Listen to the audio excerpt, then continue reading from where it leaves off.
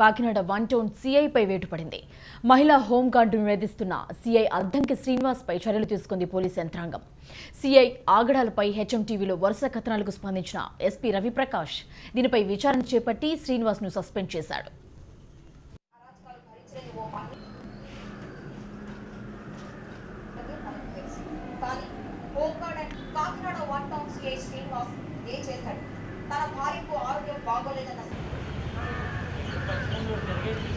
One town CI ఏ శ్రీనివాసరావు పైన రాబడినటువంటి ఆరోపణలను విచారించవలసిందిగా జిల్లా పోలీస్ సూపరింటెండెంట్ గారు నన్ను ఆదేశించడం జరిగింది. దాని మీదట ఎంక్వైరీ విచారణ ఆల్మోస్ట్ ఆల్ కంప్లీట్ చేయడం జరిగింది. దానిపైన విచారణ రిపోర్ట్ కూడా ఎస్పీ గారికి సబ్మిట్ చేయడం జరిగింది. దీనిపైన ఉన్నతాధికారులు కూడా చర్య తీసుకుంటారు. ఎటువంటి ఇది కూడా ఉండదు.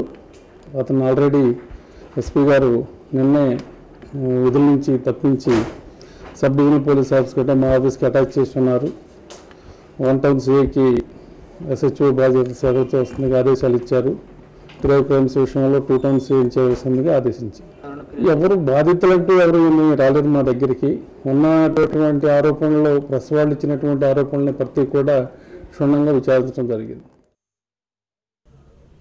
గుంటూరు జిల్లా